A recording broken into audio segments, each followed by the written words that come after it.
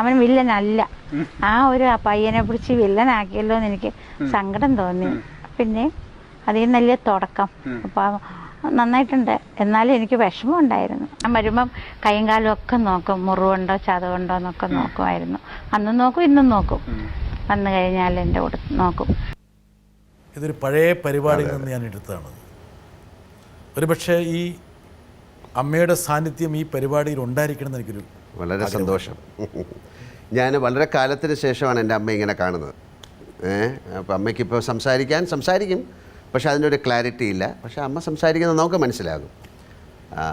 പണ്ട് ഈ നമ്മൾ തിരുവനന്തപുരത്ത് ഷൂട്ട് ചെയ്യുന്ന സമയത്തൊക്കെ അമ്മ വന്നിട്ട് ഓരോ ഷൂട്ടിങ് കഴിയുമ്പോഴും അമ്മ വന്നിട്ട് നോക്കാറുണ്ട്, എന്തിനാണ് നീ ഇങ്ങനെ ഫൈറ്റ് ചെയ്യുന്നത്. ഇതൊക്കെ ഒരു മേക്ക് ബിലീഫ് ആണെങ്കിലും ഫൈറ്റ് എന്ന് പറയുന്നത് ഏറ്റവും വലിയ അപകടമുള്ള ഒരു കാര്യം തന്നെയാണ്. സിനിമയിൽ ഒരുപാട് പേര് മരിച്ചു പോയിട്ടുണ്ട്. പക്ഷേ അമ്മേനെ ഇങ്ങനെ കാണുമ്പോൾ അല്ലെന്ന് തോന്നുന്നത് അമ്മ ഇങ്ങനെ തന്നെ ആയിരിക്കണമായിരുന്നു എന്ന് ഒരുപക്ഷെ ഒരു മകൻ ആഗ്രഹിക്കും. അത് ഇത് കണ്ടുകൊണ്ടല്ല.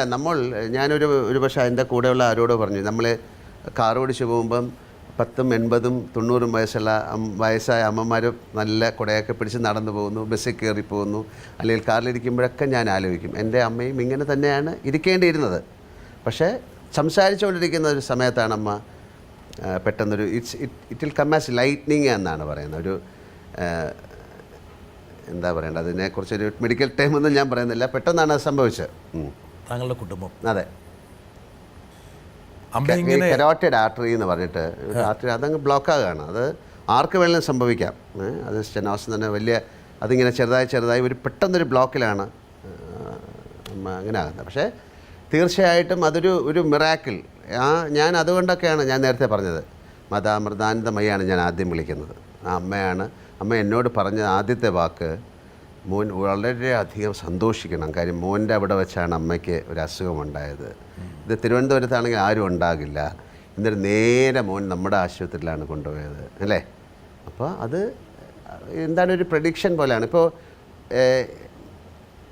ഒരു സംഭവം പറയാം, വേണമെങ്കിൽ മാതാമൃതാനന്ദമയെക്കുറിച്ച് തന്നെ പറയാം. കാര്യം ഈ തോട്ട് പ്രോസസ്സ് എന്ന് പറയാം, അങ്ങനെയാണല്ലോ ഒരാളുടെ നിങ്ങൾ ചിന്തിക്കുന്നത് എനിക്ക് മനസ്സിലാക്കാൻ സാധിക്കുന്നു എന്നുള്ളത് ആണ്. അതൊരു എല്ലാവർക്കും പറ്റുന്ന കാര്യമല്ല. ഇപ്പോൾ മാതാമൃതാനന്ദമയുടെ അവിടെ ഞാൻ വളരെ കാലത്തിന് ശേഷം ഇടയ്ക്ക് പോയപ്പോൾ ഞാനും എൻ്റെ അങ്കിളും പിന്നെ ആൻറ്റിയൊക്കെ ഉണ്ട്. ഞാൻ മാത്രമായിരുന്നു അന്ന് കാണുന്ന ദിവസമല്ല മറ്റേ ആൾക്കാരെ. അപ്പോൾ ഒരു അമ്മ എന്നുള്ള കാര്യമാണ് പറയുന്നത്. ഇപ്പോൾ എൻ്റെ അമ്മയ്ക്ക് ഒരു പക്ഷേ എനിക്കൊരു ജലദോഷം ഉണ്ടെങ്കിൽ അമ്മ ഫോൺ ചെയ്യുമ്പോൾ പറയും നിനക്ക് എന്ത് പറ്റി, സുഖമില്ല. ഞാൻ ഒന്നുമില്ല, പക്ഷേ എനിക്ക് പനിയായിരിക്കും. ആ സമയത്ത് എൻ്റെ അമ്മ വിളിക്കും. എനിക്ക് എന്തെങ്കിലും ഒരു ആക്സിഡൻറ്റ് ഉണ്ടായിക്കഴിഞ്ഞാൽ അമ്മയ്ക്ക് അറിയാൻ പറ്റും. അതൊരു റിലേഷൻഷിപ്പാണ്, അറിയാതെ സംഭവിക്കും. അതുപോലെ അമ്മയ്ക്കും എന്തെങ്കിലും സംഭവം ഉണ്ടെങ്കിൽ കാര്യം നമ്മൾ ഒരുപാട് മാസങ്ങൾ അവരുടെ ഉള്ളിൽ കിടന്നിട്ടാണല്ലോ വെളിയിലേക്ക് വരുന്നത് അല്ലേ. അപ്പോൾ അതിൻ്റെ ഒരു റിലേഷൻഷിപ്പുണ്ട്. ഞാൻ മാതാമൃതാനന്ദമയെ അമ്മയെ കണ്ട് വർത്തമാനമൊക്കെ പറഞ്ഞ ശേഷം ഞാൻ മാറിയിരുന്ന് അമ്മ എൻ്റെ അങ്കിളിൻ്റെ അടുത്ത് ആൻറ്റിയുടെ സംസാരിക്കണം. അപ്പം അമ്മയുടെ കയ്യിൽ വളരെ മനോഹരമായ ഒരു ബ്രേസ്ലെറ്റ്, എപ്പോഴും ഇടുന്നൊരു ബ്രേസ്ലെറ്റാണ് അത് കിടക്കുന്നത്. അപ്പം ഞാൻ ആലോചിച്ചു, നമ്മളിവിടുന്ന് പോകുന്ന സമയത്ത് അമ്മ കുറച്ച് ഭസ്മം തരും, ഒരു ആപ്പിൾ തരും, ഒരു ഉമ്മ തരും, എന്നിട്ട് പൊക്കമെന്ന് പറയും. ഇപ്പോൾ ഈ കയ്യിൽ കിടക്കുന്ന എത്രയോ നാളായിട്ട് അമ്മയുടെ കയ്യിൽ കിടക്കുന്ന ഒരു പക്ഷേ അമ്മ അത് വെച്ച് ജപിക്കുന്നുണ്ടാകാം, അതിനൊരു പ്രത്യേക ഒരു എനർജി ഉണ്ടാകാം.